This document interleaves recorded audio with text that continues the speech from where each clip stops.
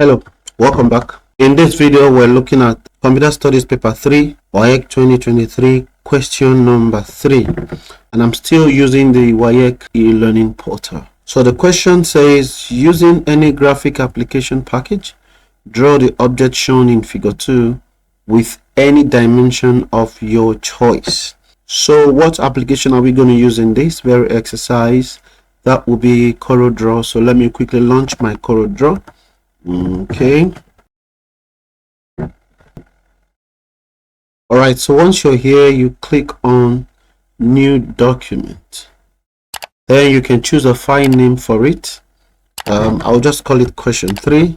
But before we finally decide on the file name, why don't we check the question to see if there's any recommended file name. Okay, so there is no recommended file name, so we can choose any name that we want. So I'll call this question 3 and then I'll click on OK. All right, so I am using the CorelDraw 2020. The more recent your CorelDraw is, the better, because there are quite a number of features that may not be there in the old ones. All right, so in case you're using a different CorelDraw version other than this, the interface may alter a little bit, but largely the features that I'm going to use would mostly remain the same. So this is the image they want us to draw. So you have 3 circles here, 1, 2, and 3, and then you have a line in between them. Okay, so the quickest way that we can do this, first off, is to draw a circle. So to draw the circle, we need to get the ellipse tool, click on the ellipse tool, and then if you want to draw a perfect circle, you need to hold your control key, click, hold, and drag. So that way your circle is a perfect circle. Good. Now the next thing we need to do is to draw a line in between them. But before we draw that line, let's see. So it says fill the spaces F and G with 2 different colors of your choice. So that means that our circles need to be different. This needs to be separated from this. Okay. All right, so there are a couple of ways that we can achieve this. One of the easiest approach would be to just come to this icon here, this pie, and turn it into a pie chart. Now if you observe, when we clicked on the pie icon, this changed to 270. So that means here is the 270 part. So how about we change this to 180? Once we change the angle to 180, you now have a sector, right? The first half, you now have 1/2 of the circle. All right, so this half of the circle, you can use any color of your choice. So let's say we use this blue, and then the next thing, we need to duplicate it.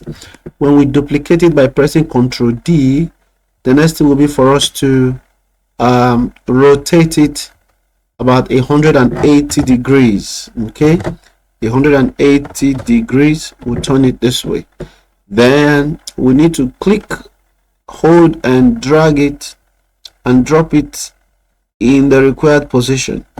Now from the view I have here, I can't really see the line to see how closely that they align. So the next thing will be for us to do a zoom.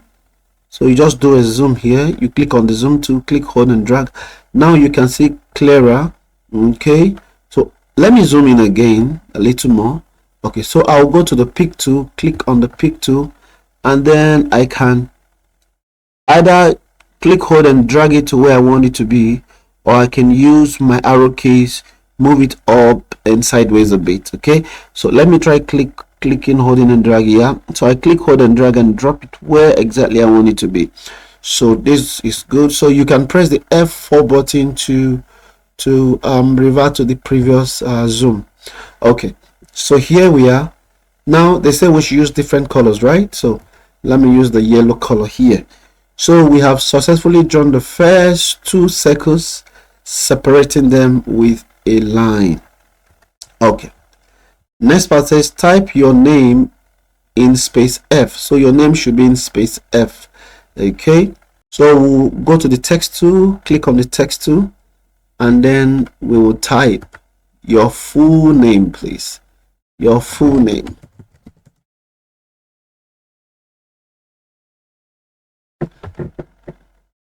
Okay, so the question is, how do we place this inside of this. Now remember that if we just drop this here, there are other circles that we need to add, so we may end up obstructing the text. So we need to put it in such a way that it will be curved, okay, around this path. All right, so the best way to do that is to select, come here with your pick tool, of course, click, hold and drag. Make sure you select everything between the two of them. Good. So that way you have selected the two objects. So once you do that, you go to text. When you go to text, you see fit to path. Click on that and it is going to align there.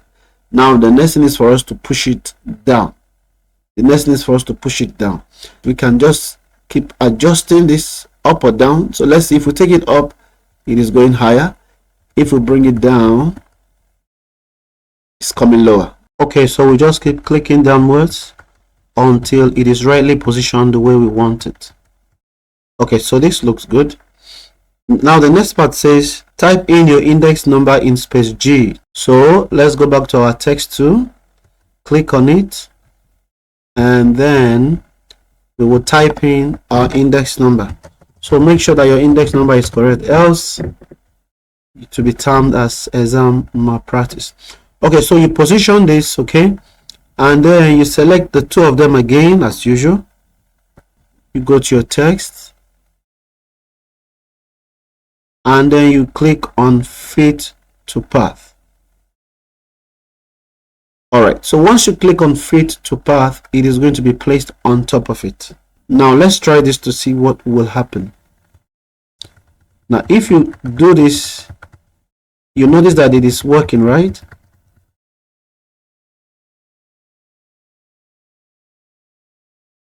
Now can you see what is happening here? At a point the angles will start to mess up. So you see, so this is not going to do the job for us. Let's return this back to 0.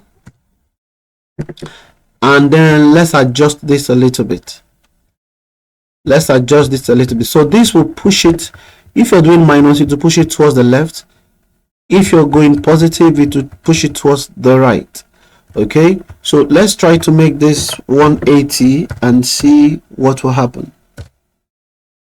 You see, so it has dropped it there. Now let's increase this to 200. Let's increase this to 220. So this is looking better. Let's just make it 230.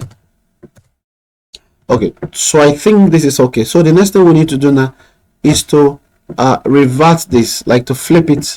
Okay, so the way that we can do that is to play around these guys here. So let me click on this one to mirror the effect. So if I click on that, this is what I have. So this didn't give me the exact thing, but then I'll come back here to click on this to also mirror it horizontally. So when I do that, that has achieved it.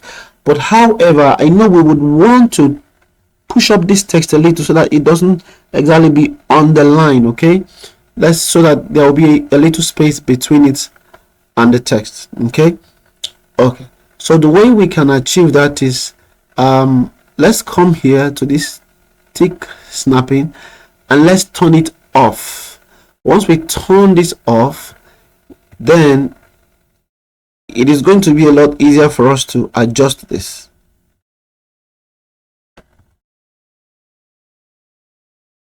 You see, I clicked hold and I dragged and then I brought it here. Let me repeat it again. If you're watching this video up to this point, that means you're really enjoying this video. Now why don't you take out time to just like, share, subscribe or follow, depending on the platform that you're watching from. You know, that way the video gets to as many persons as possible. Now remember, it will cost you nothing. Thank you for doing that. Let's continue. I clicked out and then clicked on this head and dragged it, and then I'll keep it in the position that I want. Once I leave it, it is going to stay there. Now if you watch closely, you will see that you will see those dotted lines across, right?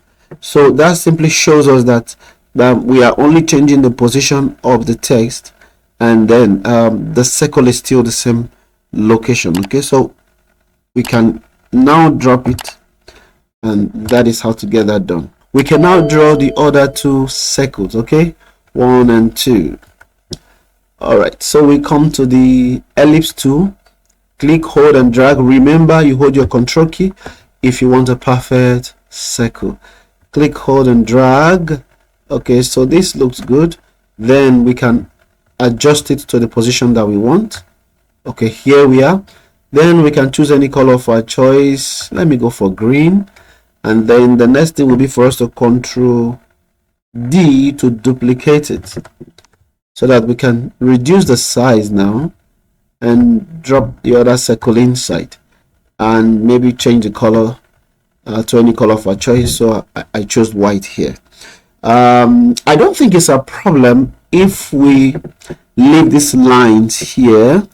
Okay, I could have shown you how to remove them, but I don't think it's an issue.